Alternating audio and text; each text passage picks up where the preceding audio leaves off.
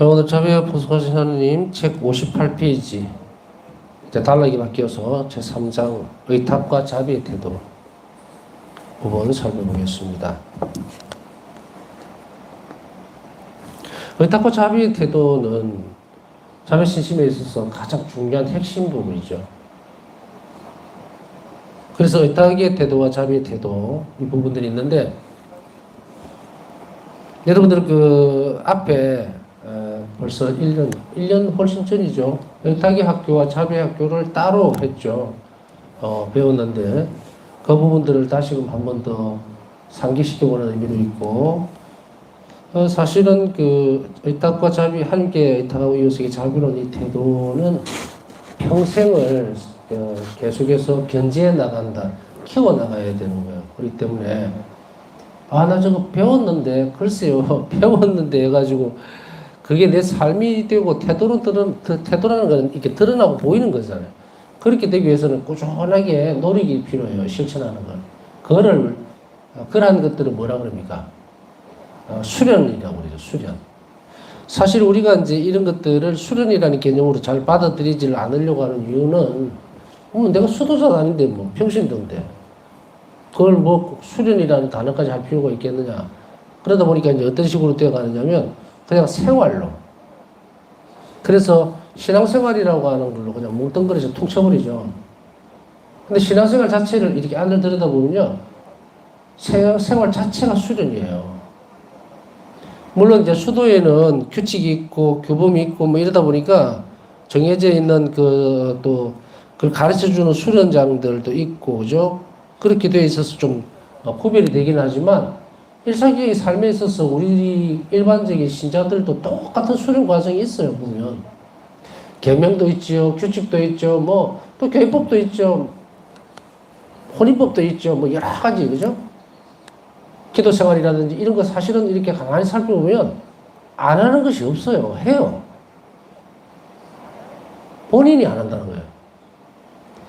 제가 이제 그 신학교를 이렇게 입학할 때에 굉장히 좀, 혼란스럽죠. 환경이 바뀐다는 것이. 더군다나 또, 고등학교 졸업할 때까지 이렇게 뭐랄까, 면담이라는 거죠. 시험 같은 그런 것을 한 적도 없고.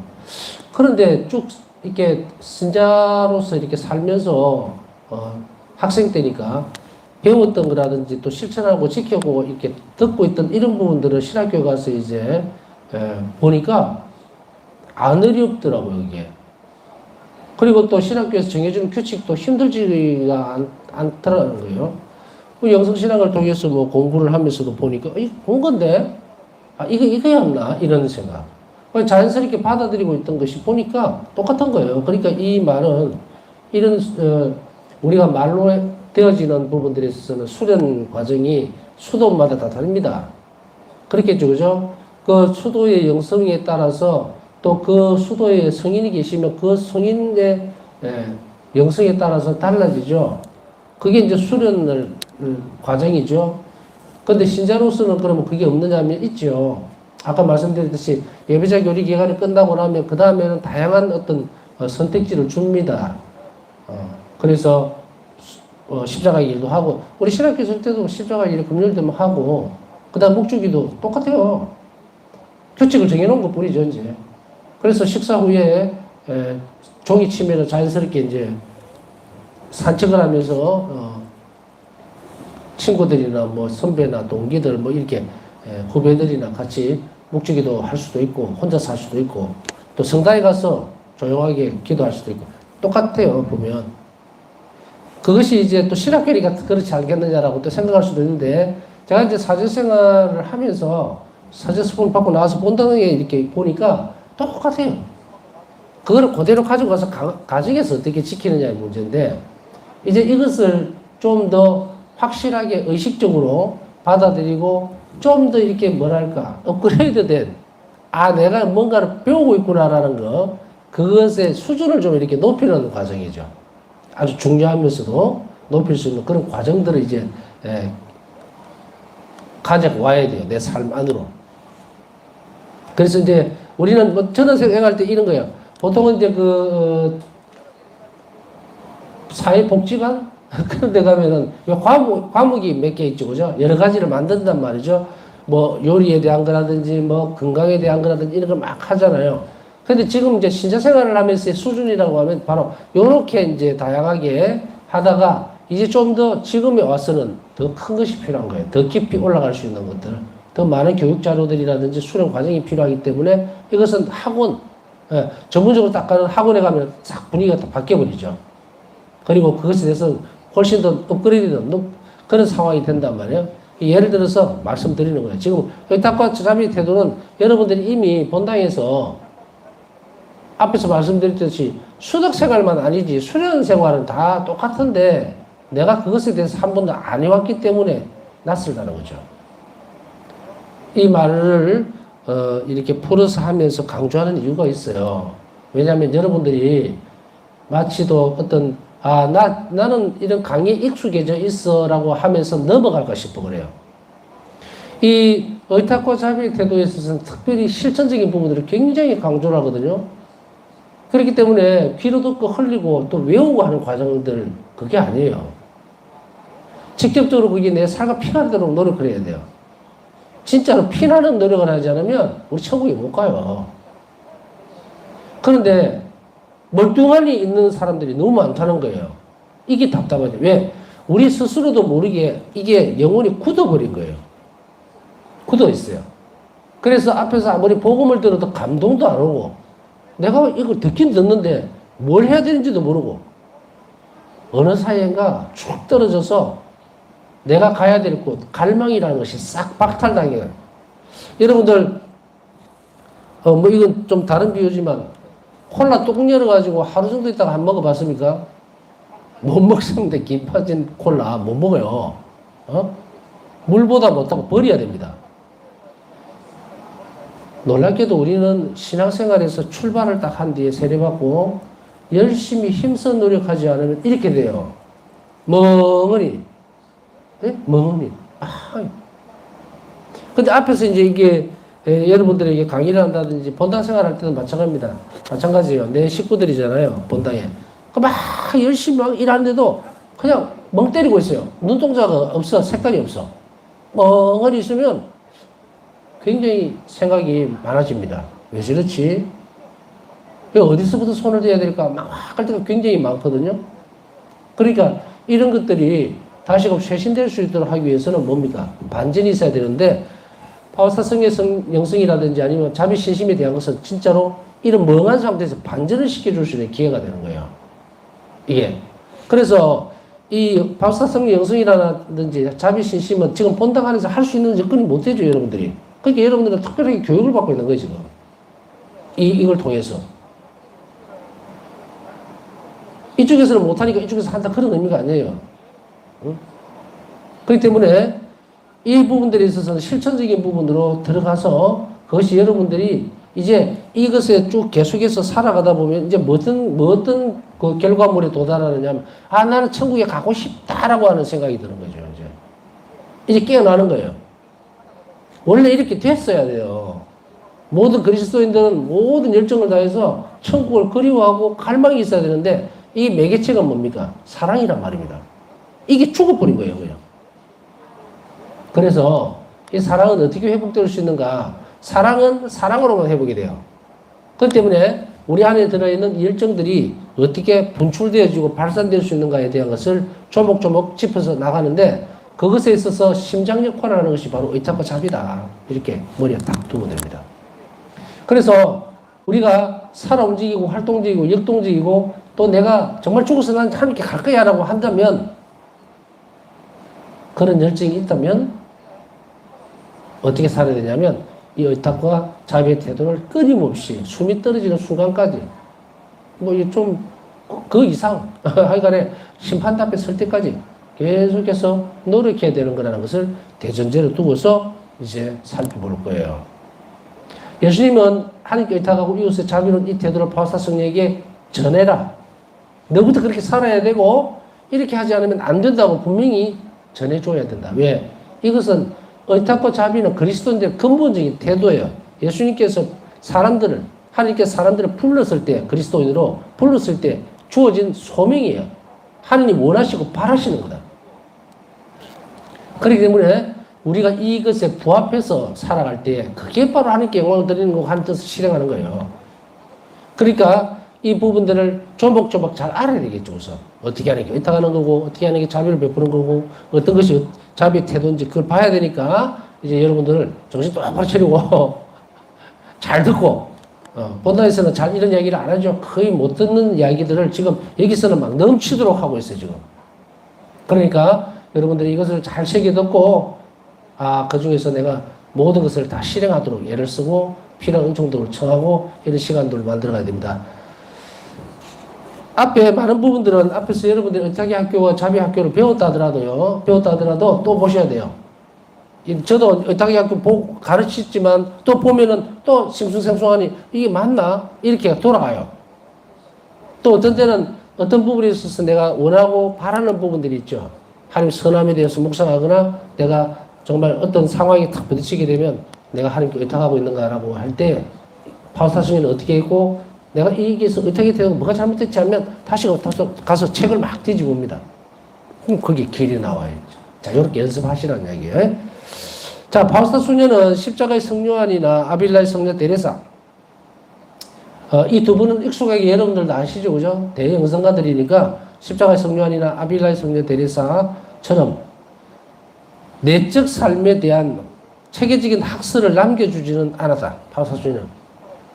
내적 삶은 이런 것이라고 체계적인 학설은 없어요. 여러분들이 십자가의 성요한 책을 보셨거나 이게 이제 영성생활에 대해서 관심이 있는 분들은 이것을 대부분은 봤을 거예요. 저도 신학교 때 이거는 기본이다 싶어서 봤고, 아빌라의 성녀 데레사, 대데레사라고도 불리죠. 소아데레사와 구별 짓기 위해서 우리가 또 대데레사라고도 하는데 아벨라의 성녀 데레사예요. 이 데레사 성녀가 적은 책들 많죠. 영혼의 성이라든지 이 보면은 칠공방 영혼이 이 단계에서 이렇게 되고 하나님을 잊어버리고 거기에서 아무것도 보이지가 않고 감각적으로 모든 것이 끊어지고 막 이런 거 여러분 이해하시겠어요? 저건 무슨 말이냐 이게? 저건 무슨 말이야 이게? 그러면 영혼의 칠공방을 이야기할 때는 공방이라는 것은 방이잖아요, 방. 방이면 1, 2, 3, 4, 5 이라면 카운트를 하는데 7공방까지 가야 아주 깊은 곳에 있는 예수님과 만날 수 있는 그 영혼의 마지막 장소, 그게 7공방이다.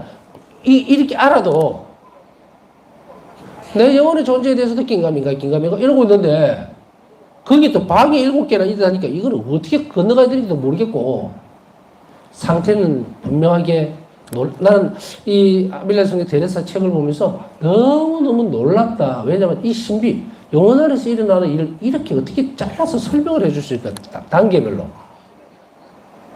너무도 놀라운데 현실적으로 돌아오면 막막한 거예요. 그러면 이 첫 번째 방을 들어갈 때는 이 상태라는 것을 내가 언제 경험해 볼 수 있을까? 어떻게 해야 되는지를 모르는 거예요. 그냥 성차 앞에 앉아 있으면 되나? 그냥 묵상만 막 하면 이게 되는가? 이렇게까지 혼란스러운. 그러나 그렇다 하더라도 십자가의 성요한이나 아벨라의 대데레사 성처럼 우리 영혼이 확실하게 어떤 상태에서 어떻게 할 때에 하나님께 간다라고 하는 예수님과 결합될 수 있다는 것을 체계적으로 딱 이렇게 정해놓은 것은 너무 놀라운 신비면서도 감사한 일이에요. 이런 기초적인 것이, 이런 기본적인 틀이죠. 이것이 없으면 우리는 헛소리 하는 거예요. 헛소리. 영어는 말이야 하느님을 받아들이기도 하고 뭐 어쩌고 횡설수설 이 사람 이 말하고 저 사람 저 말할 거 아니에요. 조심해야 되거든요. 어떤 사람이 이 말했다 저 말했다 횡설수설하고 지 말했다가 막 이러는 걸 믿지도 말고 따라갈 필요도 가치가 없어요. 전에도 말씀드렸듯이 제가 계속해서 반복해서 강조시키는 건 뭡니까? 기둥을 세우라 그랬죠.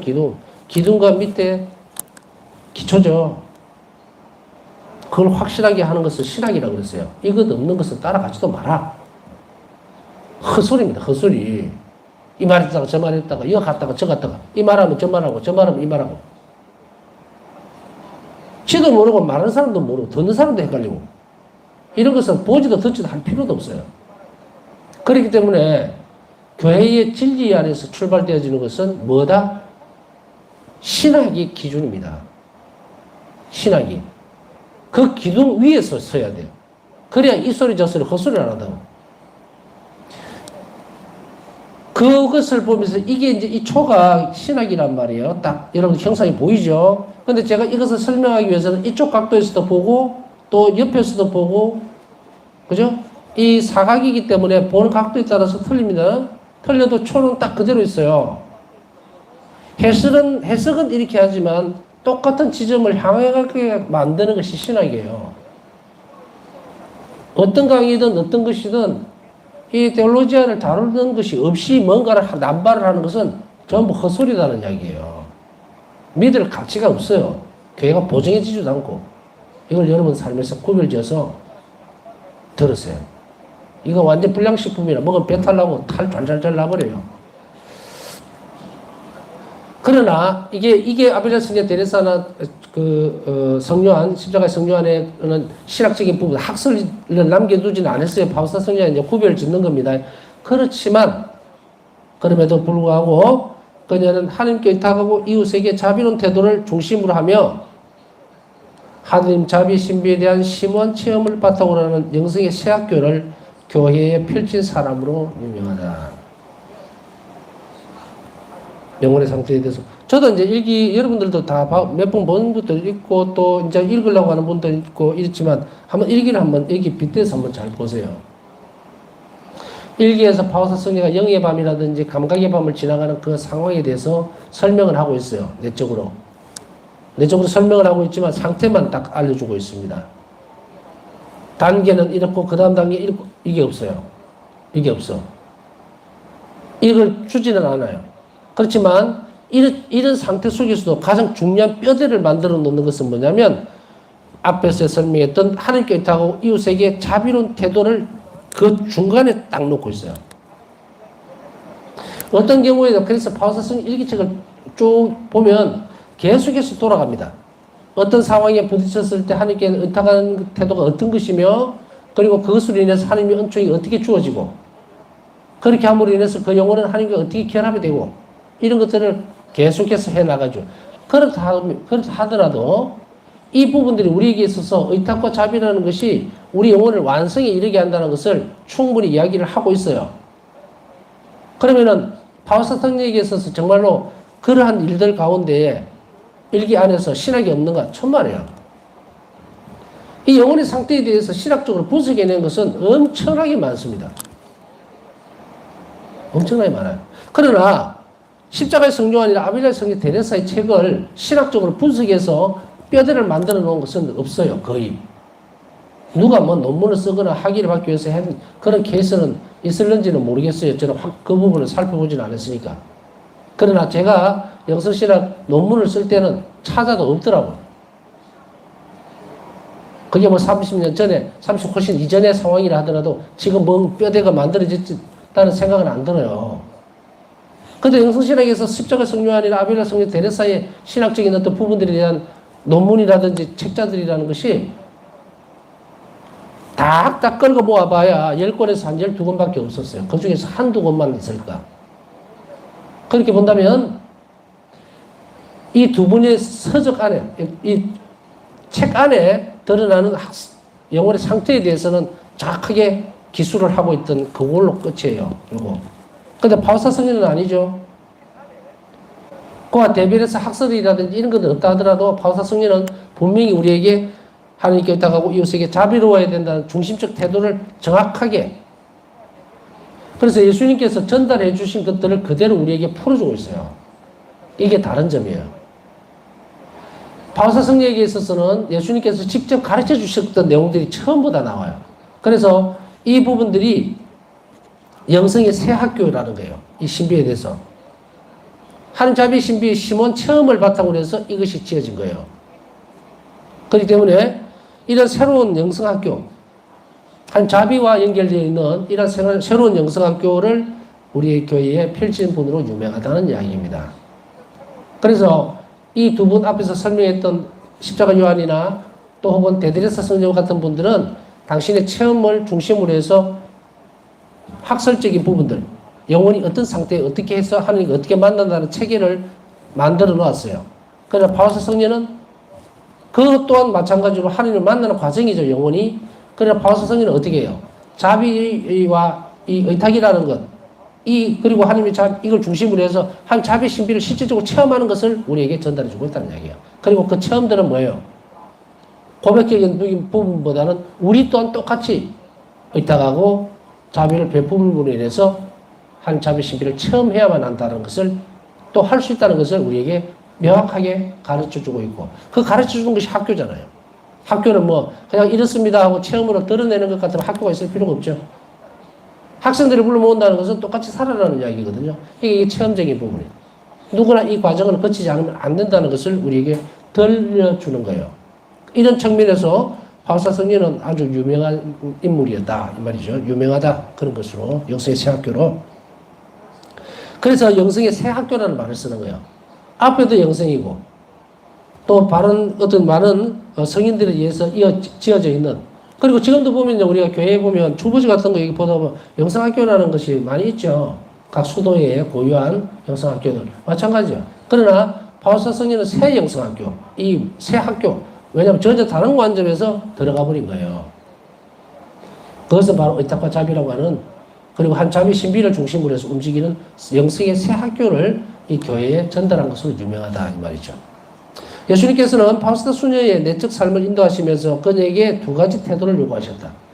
바울사 성녀 영성학교에서 드러나는 것은 내적 삶입니다. 내적 삶이라는 것은 더 설명 안 해도 알겠죠. 영성생활입니다. 영성생활을 지향하는 건 뭐예요? 자비신심이에요. 명확한 표지죠.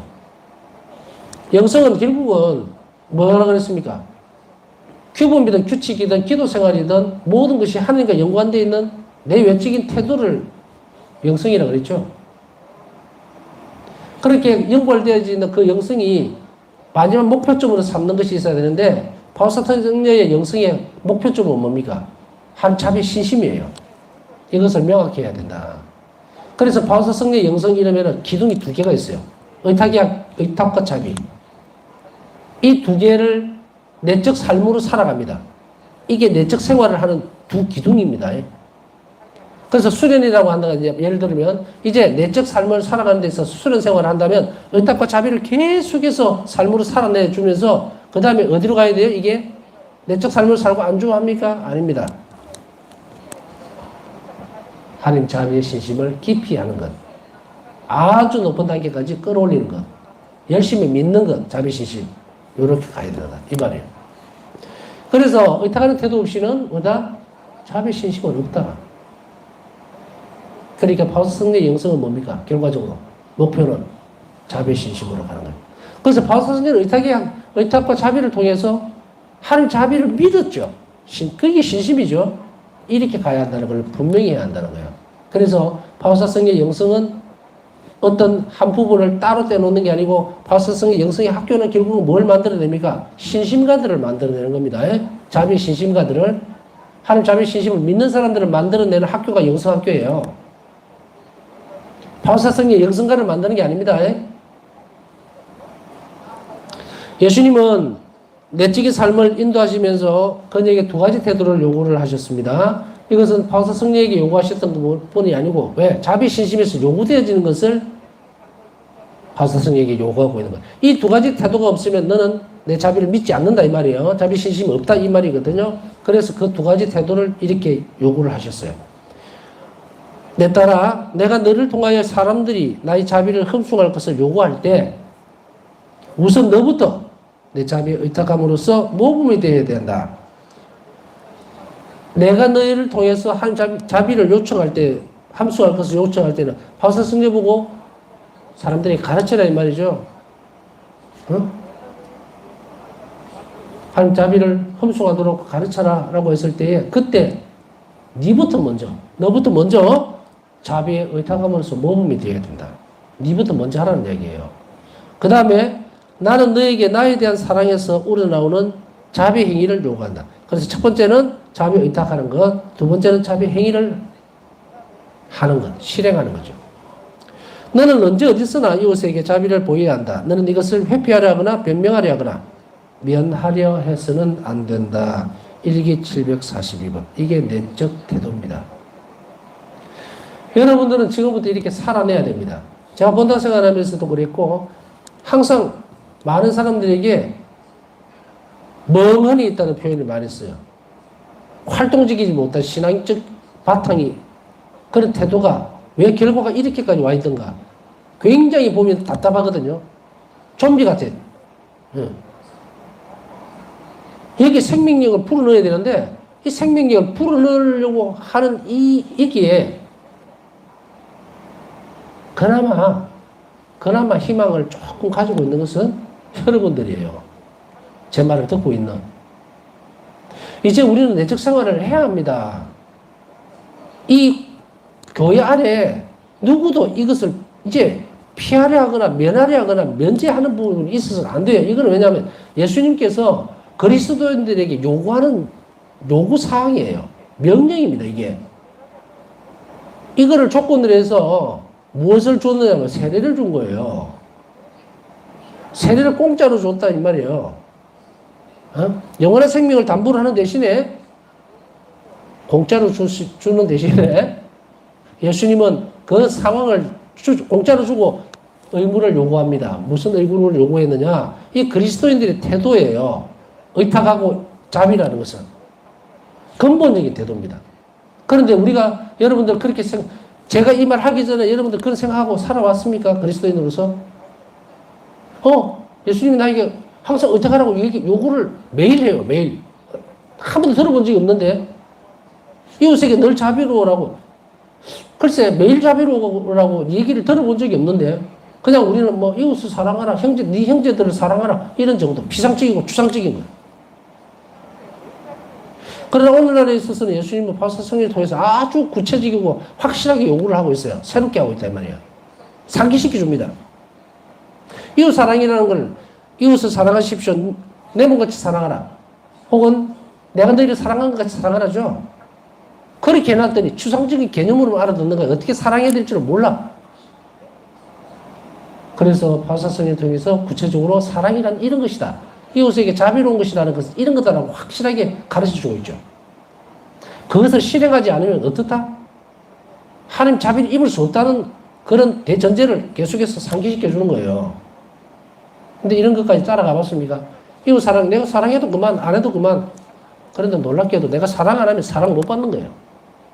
이것을 바꾸고 이야기하면 자비를 바꿉시다. 내가 이웃에게 자비를 좀 못하면 내가 마지막 때에 하나님 자비를 입지 못해요. 이 상황 한 번도 생각 안 해봤다는 거죠. 그러니까 닭이 개 쳐다보듯이 대면대면하니 성당에 왔다가 갔다가 아무것도 안 해. 그저 외관적인 것들만. 그러니까 불행한 거야 지금. 행복하지는 못한다고. 내 안에 하나님께 대한 사랑도 없고 기쁨도 없고 하는 이유가 근본적인 이유가 이거라고. 오늘부터라도 여러분들이 내일부터 정말 죽자고 사랑을 하세요. 자비로우시라고 사람들에게. 그러면 모든 일이 다 잘 돼. 그게 걸림돌이니까. 실망하지 말고 좌절하지 말고 어떤 상황이 있어도 예수님께 의탁하고 예수님 저는 의탁합니다 하고 입으로만 떠들지 말고 의탁하는 사람의 태도는요 얼마나 자비로운가를 보면 알아요. 그 사람이 의탁하는 사람인지 안 하는지. 입으로만 기도하면서 예수님 막 알아서 해주시겠지. 그러면서 그 사람 태도를 보세요. 이웃에게 자비로운가? 남에게 욕이란 욕은 다 들어먹고 못된 짓은 다 하고 내적으로 본질이 다 되어 있잖아요. 그러니까 불행하고 하는 일이 잘 되리라가 아니고 하는 일마다 실패하리라 이래 되는 거예요. 이만큼 의탁의 태도는 중요하거든요.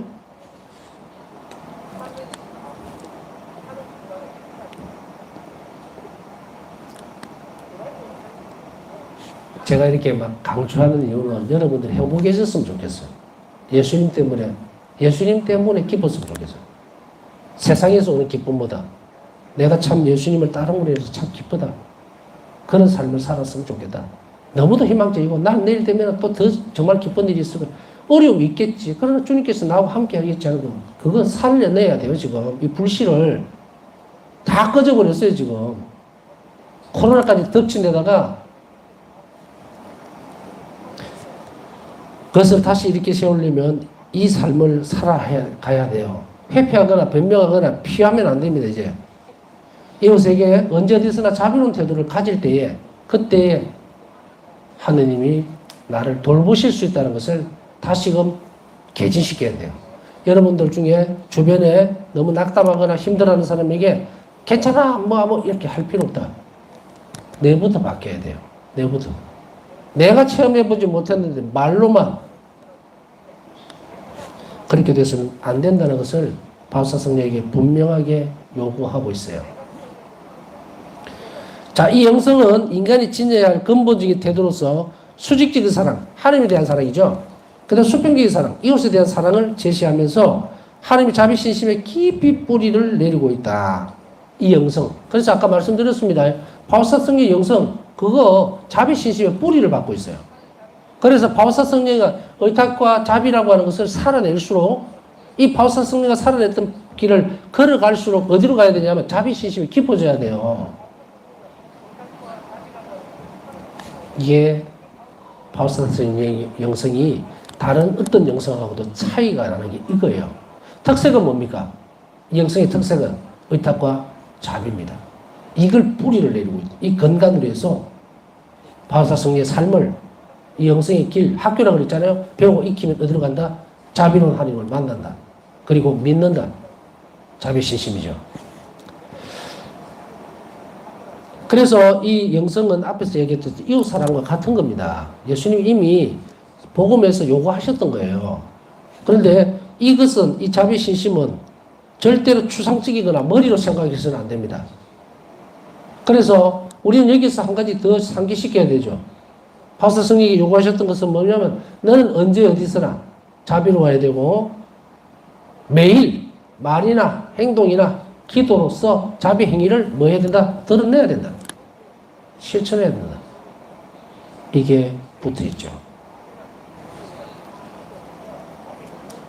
그래서 우리는 이 바울사성령가 이 부분들을 어떻게 의탁의 태도를 키워나갔고 어떻게 하나님의 요구에 이웃에게 자비로워지기 위해서 진짜로 많은 노력을 하게 됩니다.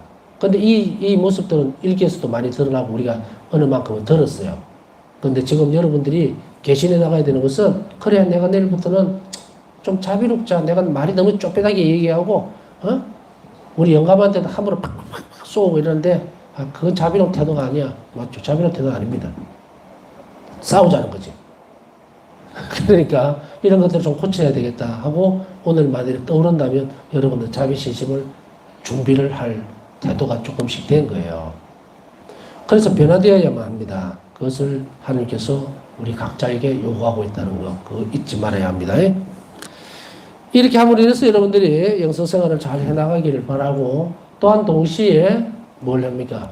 귀로만 들으면 뭐합니까? 은총이 절대적으로 필요하죠. 그래서 남은 시간 묵상하면서 저는 주님께 가기 위해서 하나님이 바울사성령이 요구하셨던 의탁과 자비의 태도를 깊이 하기를 아주 간절히 바랍니다 하고 청하십시오. 그리고 남은 시간 묵상하면서 오늘 기도 청한 분들, 자비가 필요한 분들이에요. 이 기도를 제가 이렇게 만들어 놓은 이유는 여러분들도 모르게 그 사람들의 취향을 위해서 기도하다 보면 자비로운 일을 하는 겁니다. 그걸 연습시키는 거예요. 그래서 여러분들이 이들이 우리 기도를 인해서 자비를 잊게 될 때 이 사람들이 자비로운 일이 정말 일이 이루어졌네 그러면 누가 정말 영광을 받으시겠어요? 내가? 아닙니다. 예수님께서, 하나님께서 영광을 받으시는 거예요. 그 연습을 여러분들에게 시키는 거니까 함께 이 묵상 중에 그들을 위해서 함께 기도해 주시기 바랍니다.